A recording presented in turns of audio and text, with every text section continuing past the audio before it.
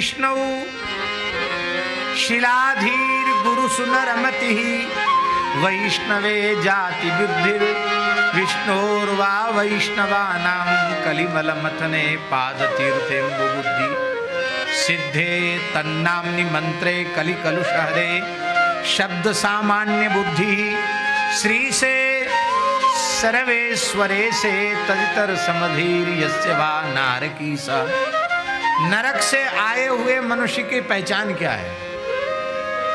ये नरक से आया हुआ जीव है, इसकी क्या पहचान है? बोले जिसकी भगवान के स्वरूप में शिला बुद्धि है। ये पीतल के भगवान हैं, ये पत्थर के भगवान हैं, ऐसी बुद्धि जिसमें है वो नारकीय प्राणी है। ये अर्चावतार के रूप में साक्षात श्री ठाकुर जी। महाराज जी हम लोगों में अब अन्यथा आप लोग नहीं माने, जो इतर परंपराएं हैं, वैष्णवेतर परंपराएं हैं, उनमें मूर्ति पूजा मानते हैं पर उसको प्रतीक मानते हैं परमात्मा का। परमात्मा नहीं मानते हैं, उसको प्रतीकात्मक उपासना मानते हैं। पर हमारे सभी वैष्णवाचार्य प्रतिमा को प्रतीक नहीं मानते, अर्चावतार को साक्षात भगवान का स्वरूप मानते हैं। वो प्रतीक नहीं है, प्रतीकात्मक उपासना नहीं है, साक्षात उपासना है। इसलिए भगवान के श्री विग्रह में शिला बुद्धि नहीं होनी चाहिए अथवा धातु बुद्धि नहीं होनी चाहिए। और गुरुषु नरमति ही, गुरु तत्व में ही साथ भक्त चरणामृत की महिमा है। श्रीमद् भागवत 10वें स्कंद उत्तरार्ध में सुदामा चरित्र के आरंभ में सावाज्ञया तस्य गुणान् गृणीते करौ च तत्कर्म करौ मनश्च स्मरेद्वसन्तं स्थिरजङ्गमेषु शृणोति तत्पुण्यकथा सकर्णः शिरस्तु तस्योभयलिङ्गमानमेत् तदेव यत् पश्यति तद्धि चक्षुः। अब अंतिम पद अंगानि विष्णोः अथ तज्जनानां पादोदकं यानि भजन्ति नित्यम्। परीक्षित जी कह रहे हैं भगवान और भगवान के जनों का चरणामृत जो रोज लेते हैं उनका देह धारण करना सफल है। तज्जनानां विष्णोः अथ तज्जनानां पादोदकम यानी भजन्ति नित्यम। भागवतों के चरणामृत की बड़ी महिमा हमने प्रत्यक्ष अनुभव किया है। भागवतों के चरणामृत की महिमा का हमने प्रत्यक्ष अनुभव किया।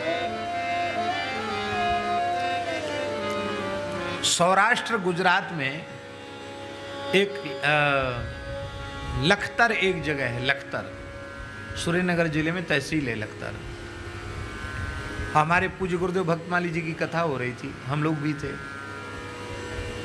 तो सबरी जी के चरित्र में महाराज जी ने कहा कि सबरी जी की चरण रस से सरोवर का जल शुद्ध हो गया। भक्तमाल में लिखा है। तो वहाँ के एक ब्राह्मण देवता हैं, अभी भी है ही हैं, भोले भाले बड़े सीधे हैं। तो उनके मन में क्या आया कि हमारे कुआं का जल, पूर्वजों ने कुआं खुदवाया था, कुआं का जल एकदम खराब हो गया, कड़ुआ खारा हो गया, अग्राही अपेय हो गया और दूर से पानी लाना पड़ता। अब तो नर्मदा जी की कृपा हो गई है, इसलिए उधर भी पानी पहुंच गया। उस समय वहाँ पानी की बड़ी समस्या थी, तो बहुत दूर से पानी आता था। तो उनके मन में क्या आया कि महाराज जी तो वृंदावन के श्रेष्ठ संत हैं, इनका चरण धो के कुआं में डाल दें तो आप क्यों परेशान हो रहे हैं। तो पंडित जी धो लो, उतारो मोजा उतारो। उन्होंने पैर चरण आगे बढ़ा दिया और उसने धो लिया। और धोने के बाद वो किसी को बताया नहीं क्या करना है, और वो पानी कुआं में डाले है पूरा चरणामृत। और सवेरे उठे जल्दी और उठ करके उन्होंने कुआं से पानी खींचा और टेस्ट किया उसका स्वाद, एकदम मीठा पानी, कुल्ला न कर सके वो पानी मीठा हो गया। हल्ला मच गया, भीड़ इकट्ठी हो गई कुआं पे। अरे महाराज चमत्कार हो गया। बड़ी भीड़ इकट्ठी हो गई, बड़ा भारी चमत्कार था।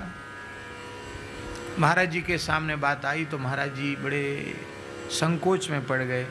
बोले पंडित जी ये सब झूठी मूठी बातों का प्रचार मत करो, एक ब्राह्मण की सरल श्रद्धा की महिमा है, मेरे पैर की कोई विशेषता नहीं है, हम तो सामान्य मनुष्य हैं, कलयुगी प्राणी हैं, हमारे पैर की क्या महिमा, हमें पता होता हमारे पैर की इतनी महिमा है महाराज जी बोले तो हमने इससे कुछ पैसा कमा लिया होता, इसलिए ये सब झूठी बातें हैं, ये तो इन ब्राह्मण के हृदय के भाव की महिमा।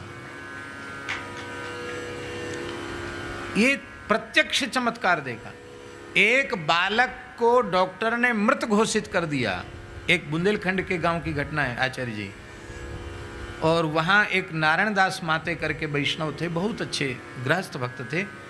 उन्होंने कहा कि कोई बात नहीं, बालक मर गया तो मर गया, हम चरणामृत महाराज का देते। महाराज का चरण धोकर चरण डाला, मेरे सामने उस बालक के नेत्र खोल दिए, जिसको अच्छे डॉक्टर देख के कह चुके थे कि भले ही उसको आगे बड़े शहर में ले जाओ पर बालक में कुछ बचा नहीं है।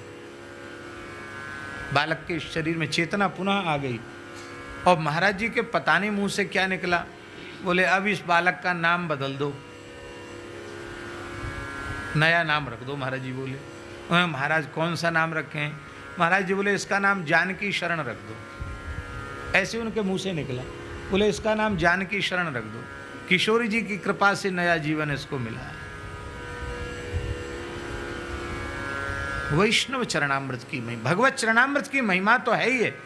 इसीलिए भगवान स्वयं उपहत्या वनिज्यास्य पादौ पादा वनेजने ही अग्रहीत शिरसा राजन भगवान लोक पावना। लोक पावन भगवान श्री सुदामा विप्र का चरण धो करके और भक्त का चरणामृत ग्रहण करते हैं। बोलो भक्त वत्सल भगवान की जय। इसलिए महाराज जी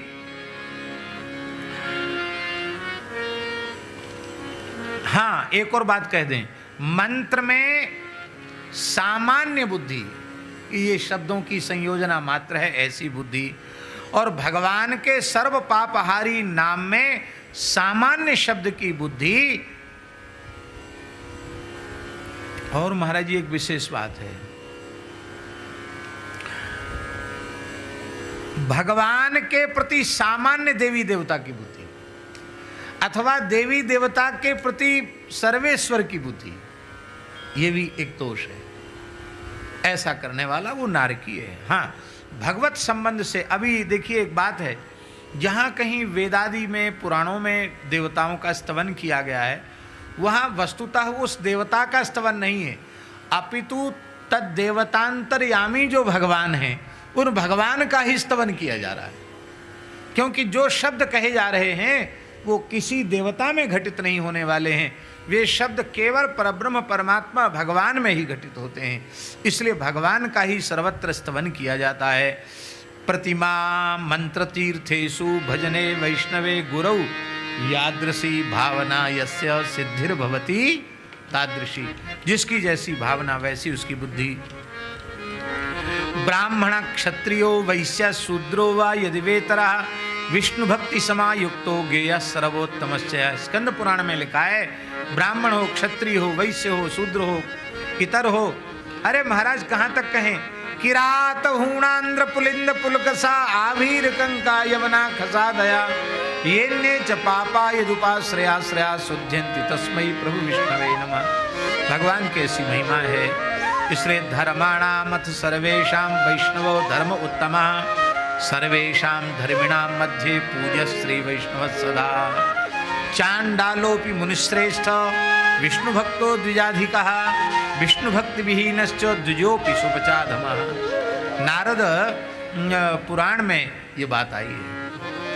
इसलिए स्वपचोपि महीपाल विष्णु भक्तो द्विजाधिकः विष्णु भक्ति विहीनस्तु यतिश्च स्वपचाधमः। इसलिए भगवान के भक्त का सदा सर्वदा आदर करना चाहिए। अब समय अधिक हो रहा है, इसलिए हम यहीं विराम करते हैं।